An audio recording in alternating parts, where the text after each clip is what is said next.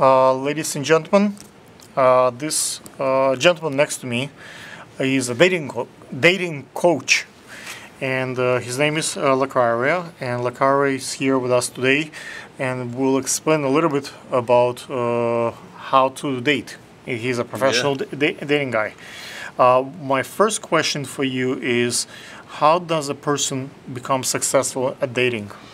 Well, basically, the way to become successful in dating is that, you know, you have to put in work. That's what I notice is a lot of people just want things to happen, but they don't want to put in any work. So, you know. But what's a success in dating? It's basically finding what you want. So that's the successful part. But some people want to sleep with as many people as possible. Some people want to just find someone for the rest of their life. Right. What's success in dating? Right. So either way, whichever route you're trying to go, that's what you got. You still got to do work. So if you want one person, you got to do work to find that one person.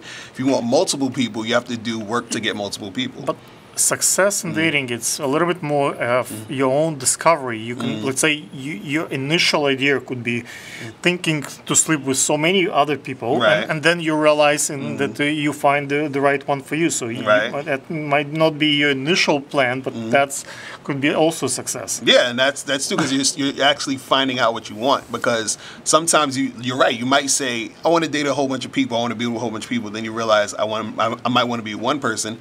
Or vice versa, you might say, "Hey, I just want to be with one person," and you realize I want to be with a lot of people.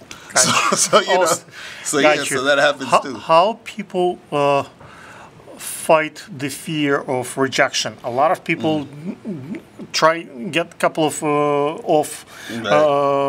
from the other sex, opposite sex, and will say, "No, I'm no longer willing to, to put myself in that seat." Right. How do you overcome this? Well, basically, you just got to understand that rejection is part of the whole game. You know what I mean? It's part of it. So it's first you have to accept that it's going to happen. Like, there's no way you can avoid rejection. You know what I mean? So I always tell people just to start accepting it, and also understand that the people who want to be with you, they're not going to reject you. So those are the ones who actually want to be with you. So all you have to do is keep going and find those people who actually want to be with you. Most people let the rejection stop them because of their ego. They think, well, there must be something wrong with me if this person didn't want me. So, you know, try to tell them, like, hey, look, everybody's not going to want you. You know what I mean? Because, you know, myself, I'm like, look, I think I'm like the sexiest guy on earth, and I'm like, there's certain girls who just don't want me. It is what it is. You know what I mean? What am I gonna? I'm not gonna cry about it. Do you do a lot of tries, or like that? Yeah. Like, do you do public speaking? Do you dress well? Yeah. What do you like?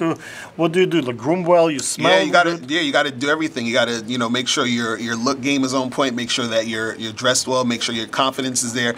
Make sure your verbal skills are there. And you want to do the best you can. But, you know, even that, everyone's not gonna like it, and everyone shouldn't like you. So you just got to understand that certain people aren't going to be feeling you, and that's okay. And then there's going to be a whole bunch of other people who are going to like you. So that's why I tell people don't worry too much about the rejection. You know what I mean? How about going on a date and not spending a fortune? Sometimes guys wants to impress the girl, and what would be the kind of a way to look at this on a budget way? Oh yeah, well, I always tell guys, you know, try to spend as little money as possible, especially on the first date. Yes, I usually say $10 or less. That's my that's my main thing. But the girls think it's a cheap date. If you don't have the ability to, at least on the first date, to impress her. That's right. Kind of well, that's the thing.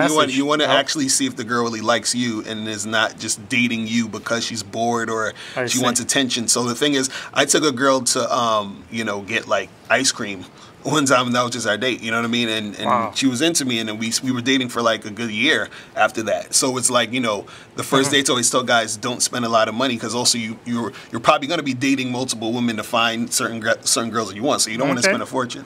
You know what I mean? I always think it's, for me, it was not... I just need to make a ton of money, so I don't have to be bothered with that nonsense. So just make more money. So it's not. No, you don't want to spend all that money, because then they're going to be just waiting you for the money, and it's just like once the money's gone, you're going to go. It's a symbol of that you're capable to produce for the other sex. Right, but you want to make sure that the girl who's worth it is going to get that. But until you find out she's worth it, you want to make sure that you're not spending too much money on her. You know what I'm saying? So you got to test them out. What would be a proper way to approach a female in a public place and get their number?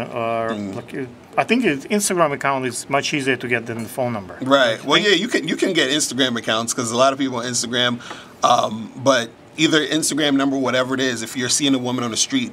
It's less invasive, like when you ask for the email or Instagram or like a Facebook account, rather than like a phone number. Right, but the thing is, if a girl is into you, it doesn't matter what. Yeah, it doesn't matter what you're asking her for. She'll make it happen, right? But the thing is that when you approach a girl in the street or in public, a girl you never met before, or whatever, there's mainly two ways to do it. It's either the indirect way or the direct way. So the indirect way basically is when you're using something in the situation to start a conversation, and the direct way is when you're blatantly letting the girl know you're interested. So for example, the indirect way might be, let's say if you you see a girl at a bus stop and you're about to go wait for the bus, you ask her, hey, how long have you been waiting for this bus? You're starting to get into that conversation, and then you continue from there. Okay. And then a direct way would be you see the girl at the bus stop, you walk up to her and say, hey, listen, I saw you from across the street. I thought you were really attractive. Here's my number. Let me get your number. We should get together and go out. My last question for today for you, if you like that guy and you like his advice, comment right to us and I'll invite him again. Yes. So it's up to you guys if he'll be back on the screen. How does a woman find the right guy?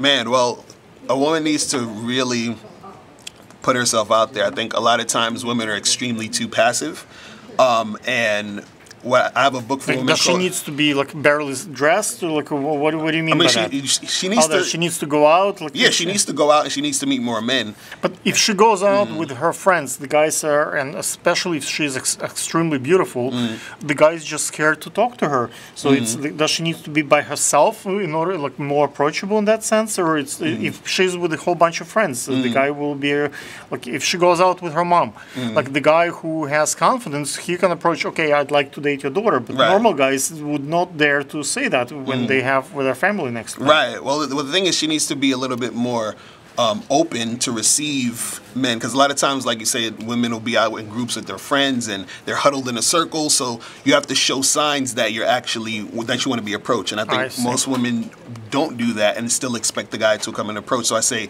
that they got to be out there more and also date more men. I think the mistake women make is they date one guy at a time, and I feel like women need to date more men. More men at once. You know what I mean? So that you have more options. Yeah. Wow. So you can really see, because what happens if you get hooked on one guy and then it doesn't work out, and then you're upset about it for a while, and then what you need to do is date 3 or 4 guys at one time, see who you really feel, and then narrow it down.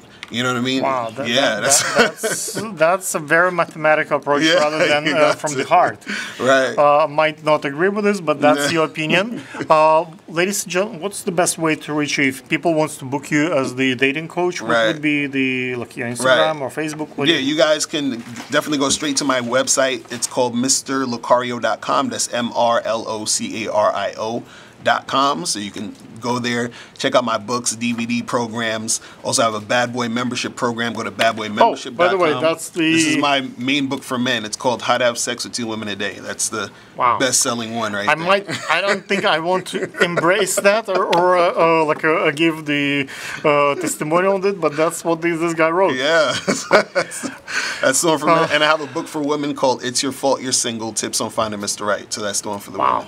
Yeah. Thank you. Thanks for having me. I appreciate it.